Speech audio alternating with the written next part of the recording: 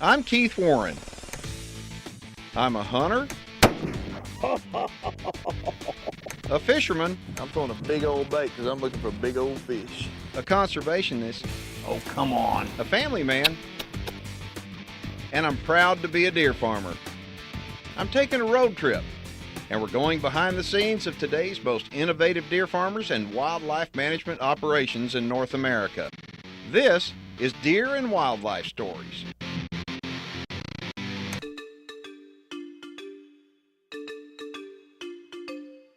This is a pen design. Every one of the deer farms I go to has a different pen layout. And so as these people come to you and they want to have this Mr. system put on their system, what is the first thing you do?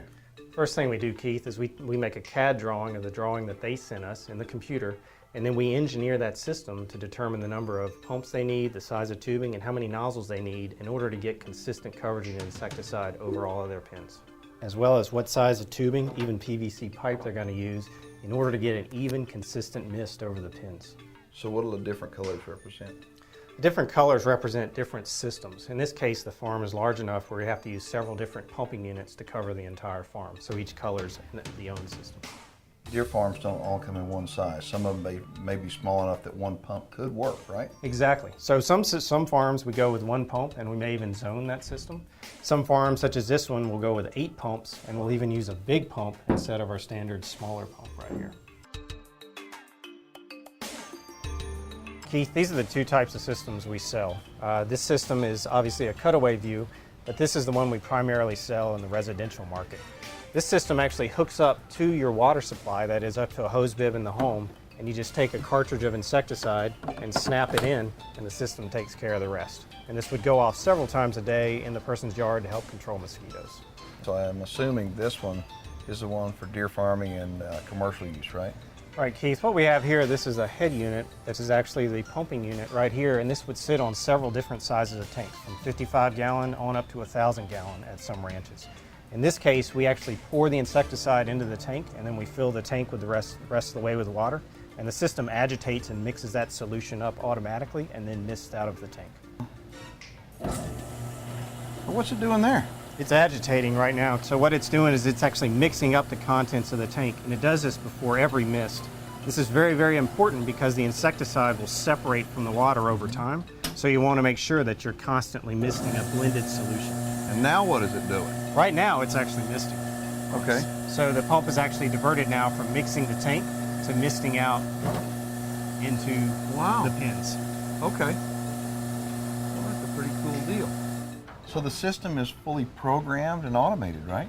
That's correct, Keith. We can actually set it up to mist up to 24 times a day on its own, in addition to being able to use the remote control to set it off whenever you like to. Keith, this is our assembly room where we actually assemble the systems. Okay. And then all the systems we assemble here, we actually fully test here as well. So every system is fully tested with water under pressure before it ships.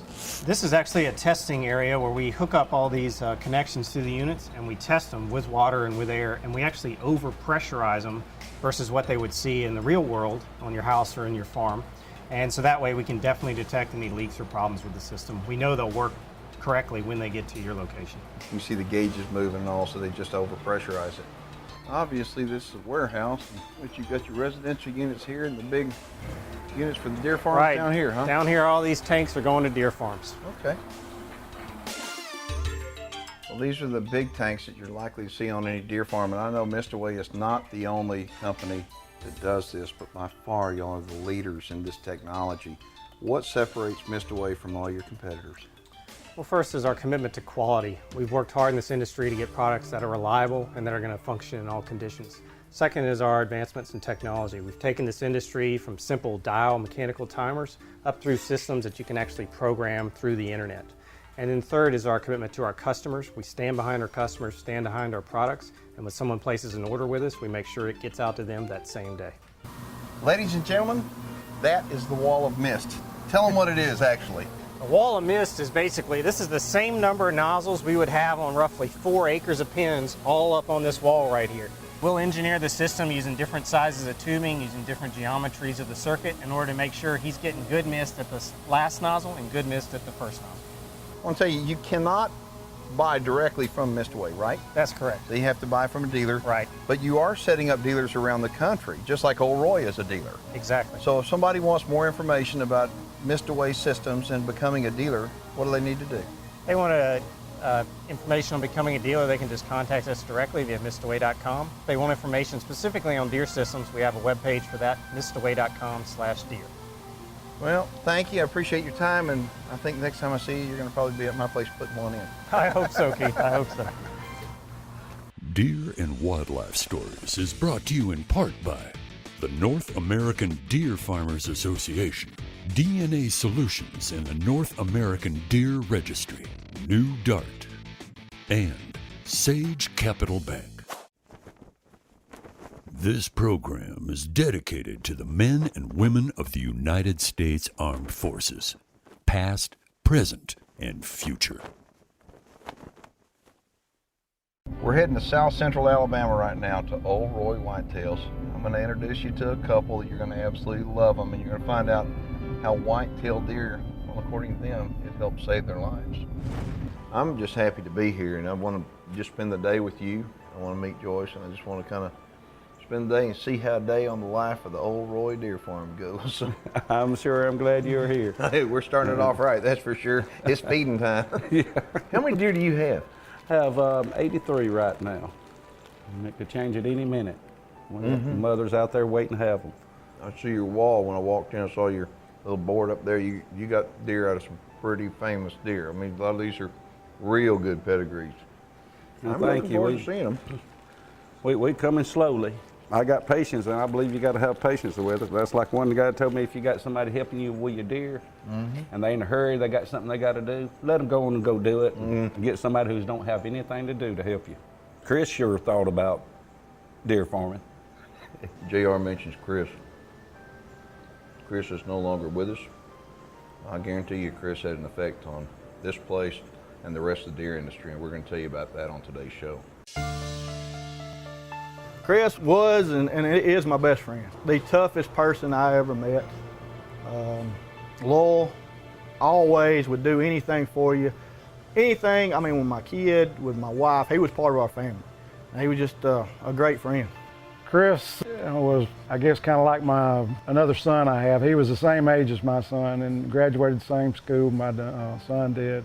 I've known Chris virtually all his life, I guess you could say, and he was just a super kid. I mean, he was just the kind of guy that lived life to the fullest. You never saw him in a down mood or anything like that. He was always in good spirits, a super fella to be around. Our son, our oldest son, Christopher, he was a firefighter for the city of Calera, and I think it was March of '05, he purchased a small tract of land in Jemison, Alabama. He wanted to farm it, but it wasn't really Ol Roy Whitetails. It was more like Chris Roy's goat farm. He worked for months, laboring, clearing the perimeter of the property. He and several of his firefighter friends put up the fence, went and bought him some goats, started his little goat farm. He thought, well, I'll use the goats, let them do the clearing and see what I got, and then I'll sell the goats and make me some money. And that's how he was going to build his farm up. And he spent the Thanksgiving holidays with us. We were lucky enough to spend the entire weekend together. It's just me and him and his dad. And he had to come back in and report back to the fire station on Monday morning. He went out on an emergency call, and a tragic accident happened, and he did not come back.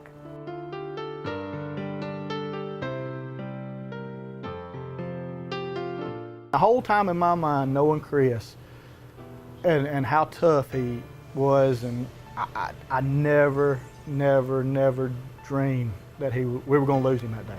He loved helping people. He genuinely cared about people. A lot of times in the job, as you do it, there's so much to it, and it can kind of start weighing you down and maybe take away some of what you started for, but he always had it. He loved people, loved helping people, and growing up in this community, he knew everybody, and it was to him, it was taking care of his family. And that was when his dad and I were thrown into farming. But we took up where he left off. We had us a herd of goats, and We learned the hard way how to take care of goats. One weekend, JR and one of Chris's closest friends, Jason talked to JR seriously about Chris's dream and what Chris really had intended to do with this farm. And he wanted to raise whitetails. He wanted it to be a whitetail breeding facility. Well, I got out Chris's laptop. Now keep in mind, this is about 2 years after Chris had passed away.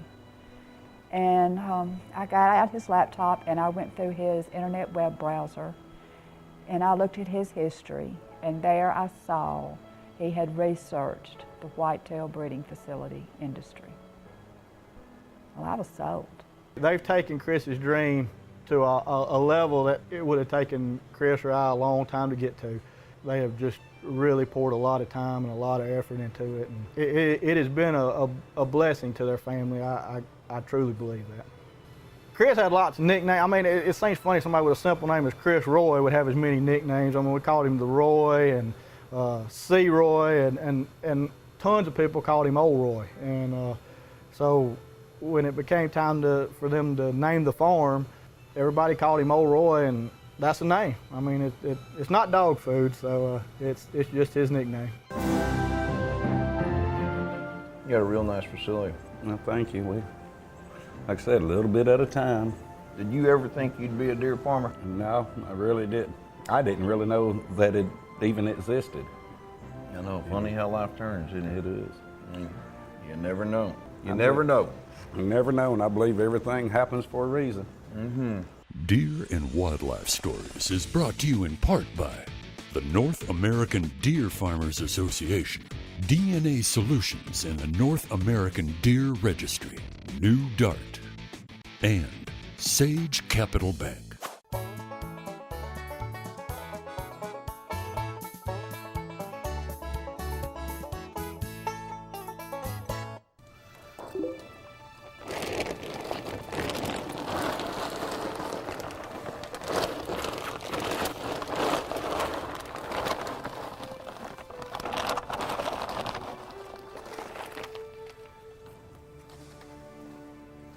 Come on, Sugar, get you some. Here she comes. Come on, Sugar. Yeah, it looks like she very well may be getting ready to have a baby. I mean, sure think she is. Look at this. I mean, we very well may get lucky. Come here, baby. This one right here is very heavy bred. She's bagged up. Come here, Sugar. Oh, she's bagged up and she could have a baby any time. Look at this. All right, we brought you some breakfast. Your daddy's showing me around Ol Roy Deer Farm. What a sweet deer you are. I see why your name's Sugar.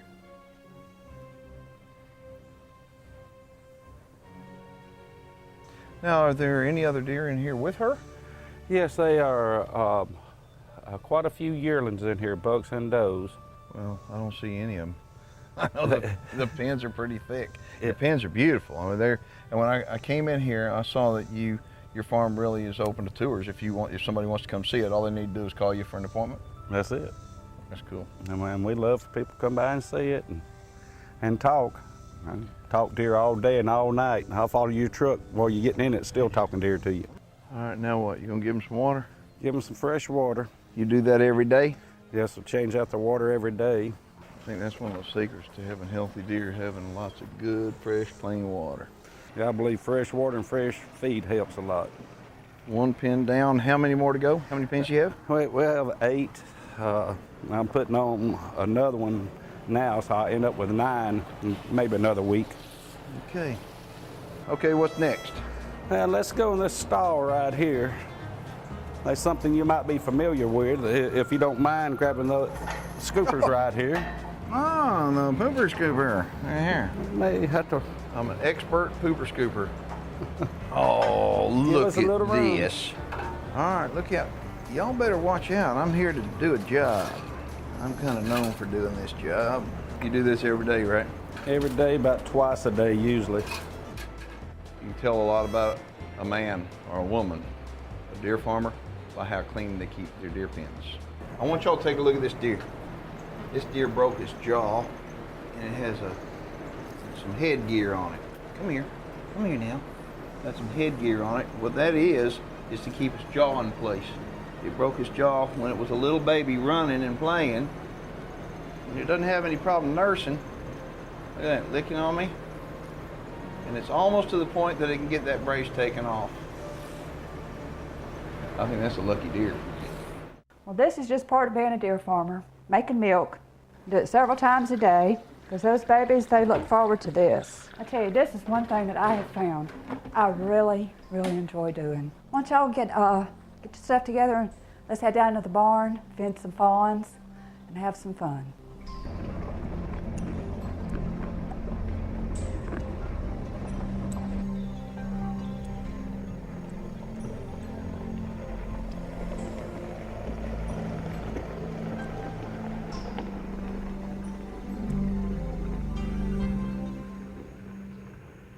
I'll tell you one thing, I'm glad you got the exhaust fans in here. It is some kind of hot.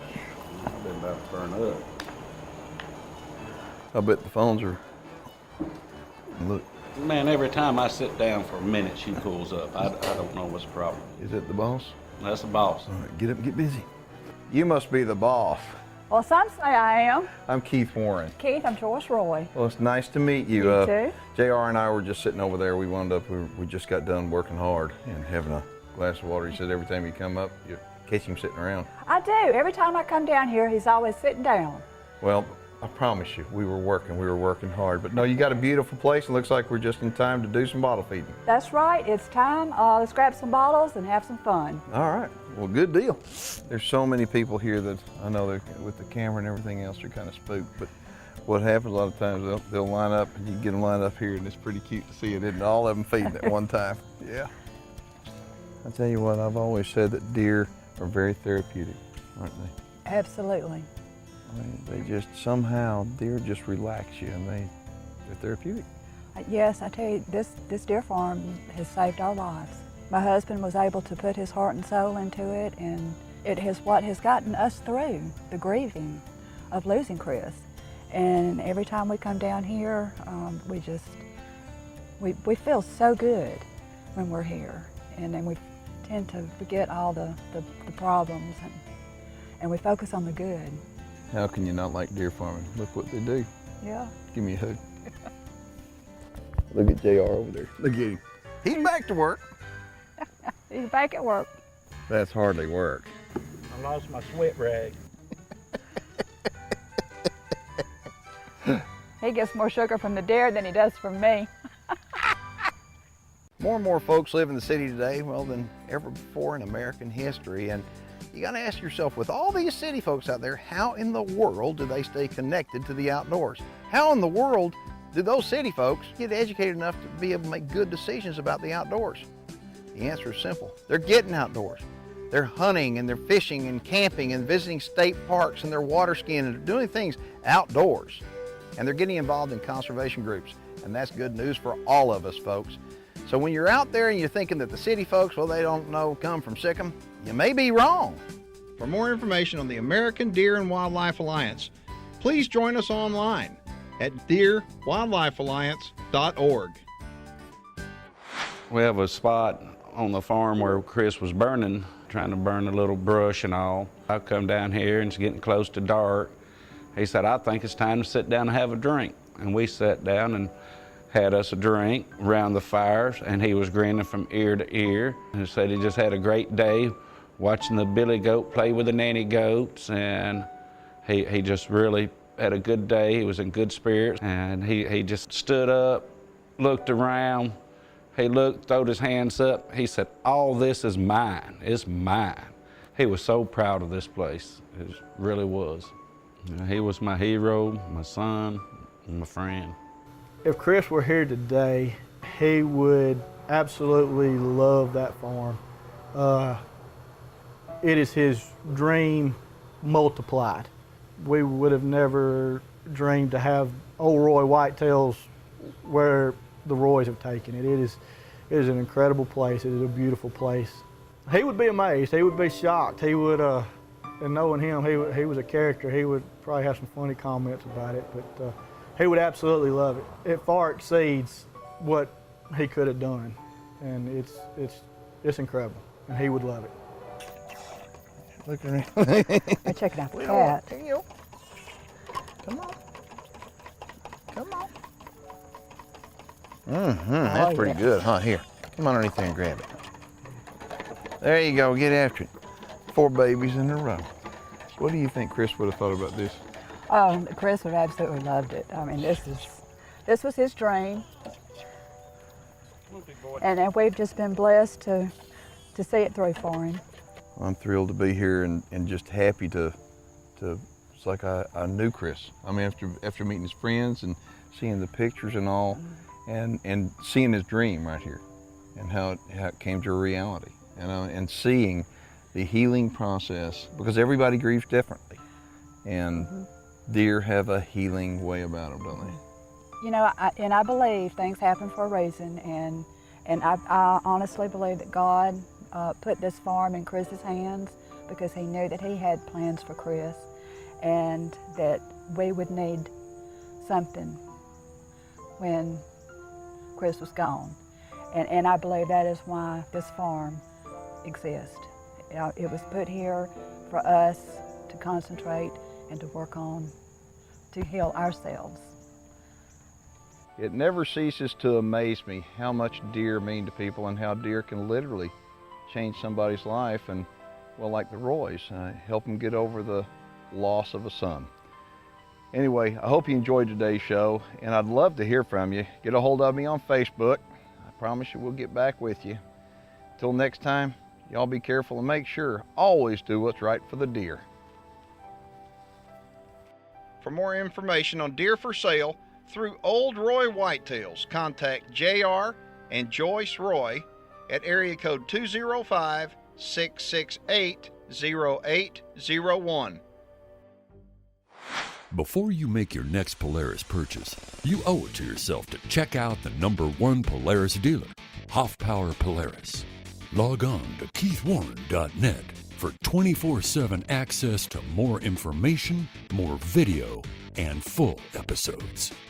Reproductive services for deer and wildlife stories provided by Dr. Ray Favero's Whitetail Genetics.